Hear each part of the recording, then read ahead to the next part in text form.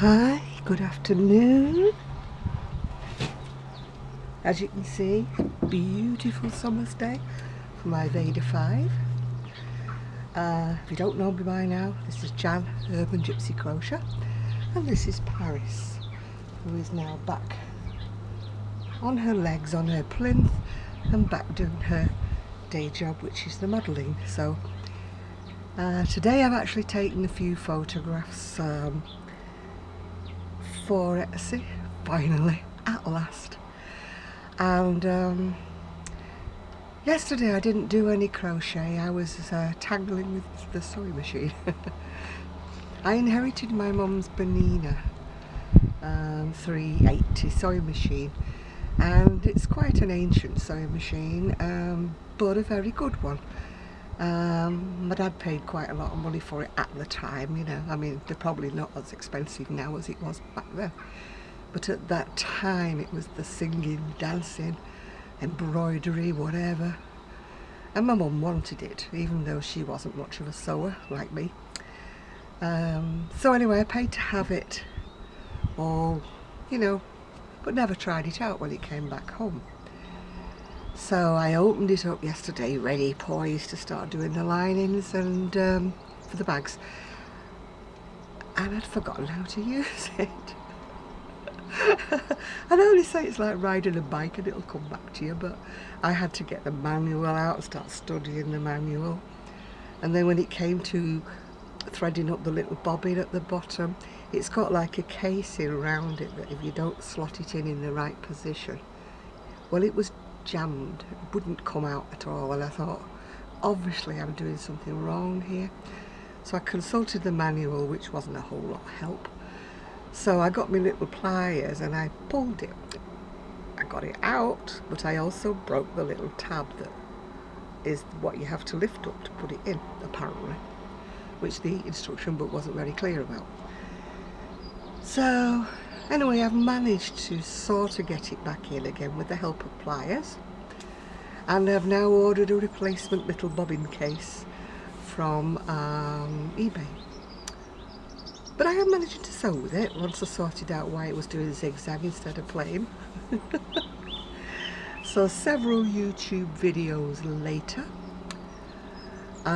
which again weren't a lot of help. They were telling me how, you know, they sort of glossed over how you change from straight stitch to the embroidery stitch.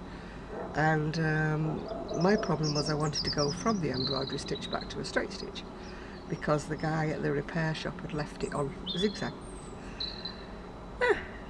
So once I finally got it onto straight stitching, I then couldn't put it back onto zigzag.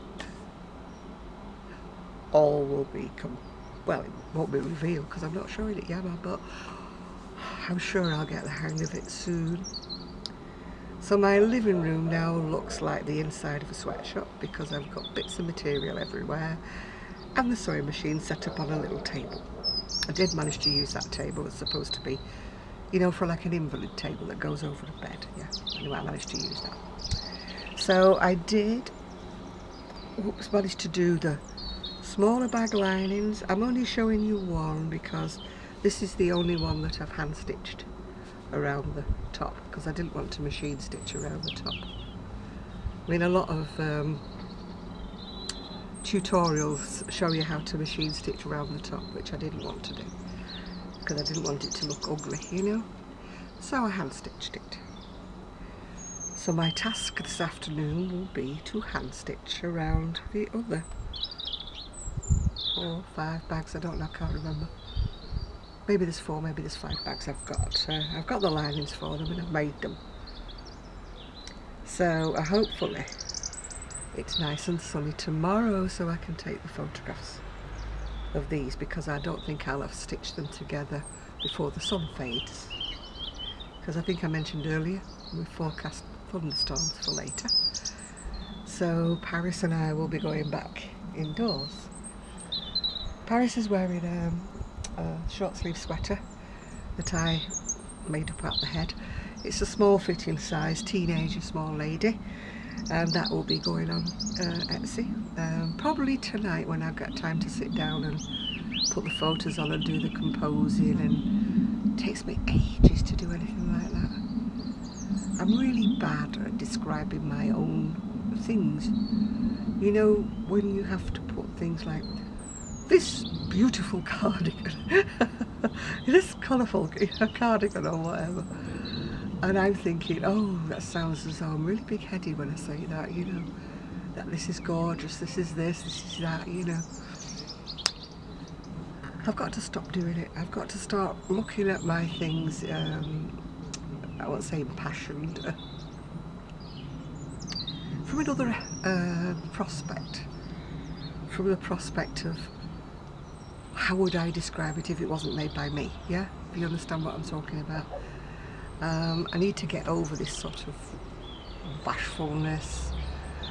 I think it's my mum telling me not to blow my own trumpet. Blah, blah, blah. Anyway, thank you all for your lovely comments. I will get round to answering them eventually.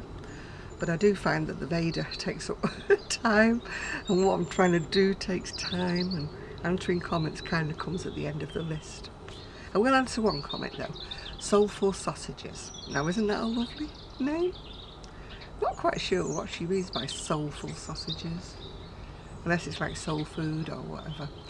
Anyway, she said that she'd been off a Crochet, knitting, whatever, for quite some time, and that I'd inspired her to pick up her hook and needles and start all over again. And I thought, oh, isn't that lovely?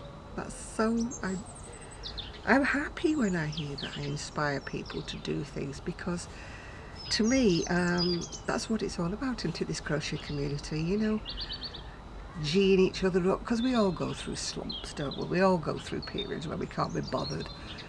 The mojo is gone, the crojo is gone, and you think, well, why am I doing this? I mean, I go through it quite often when I'm, you know, putting things on Etsy and things like that, and you think, why am I doing this? What am I doing it for?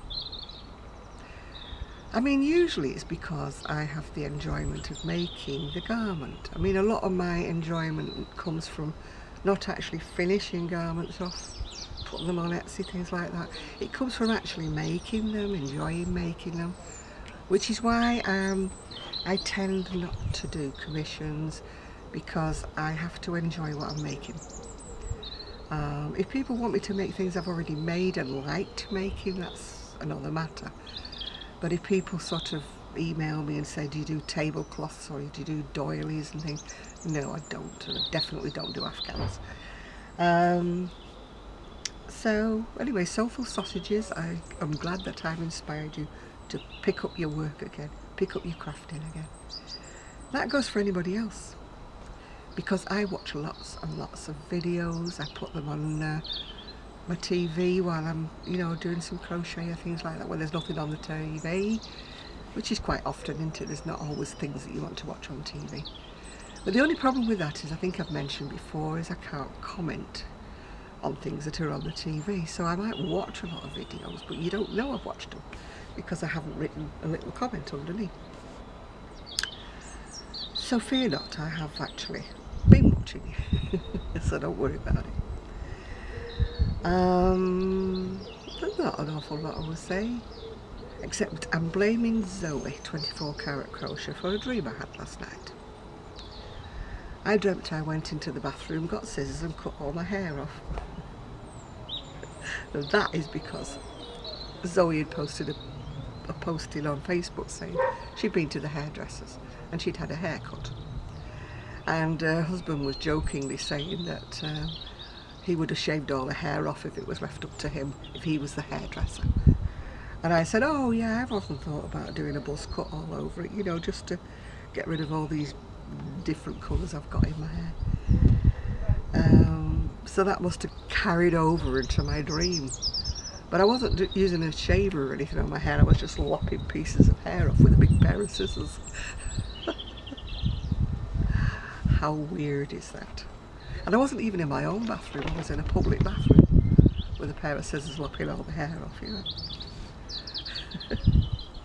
Weird. Anyway, I've lasted till day 5, so I've done quite well.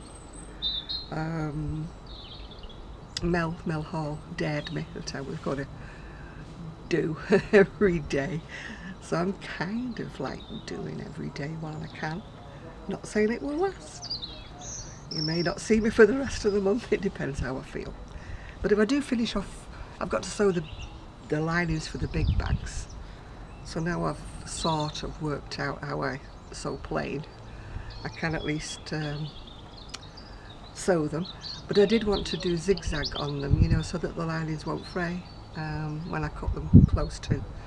Because I didn't want, because you put them, the linings in a sort of inside out, so the seam bits could show a bit through the work. They don't on here because it's a solid piece, but on the granny square bags I'm making, you might be able to see the inside of the lining.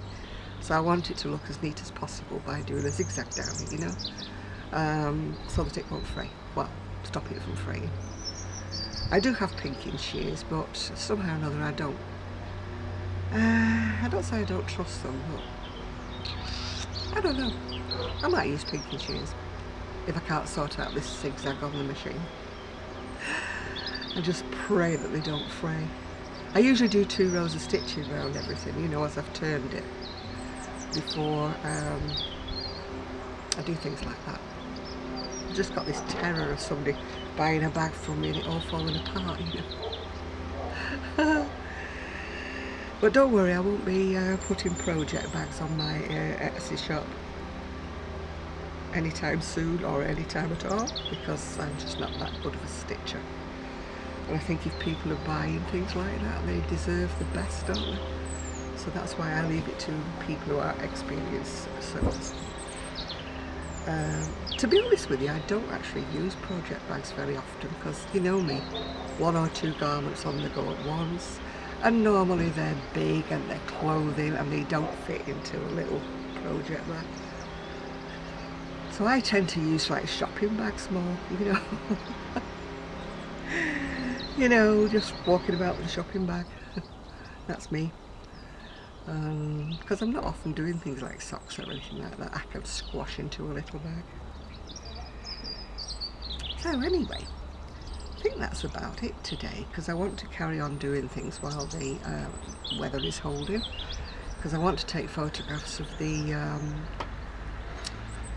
fingerless mittens and things that I've made while the sun's shining. If you can hear any noises, by the way, I think next door's having a bit of work done, so it's a bit clattery.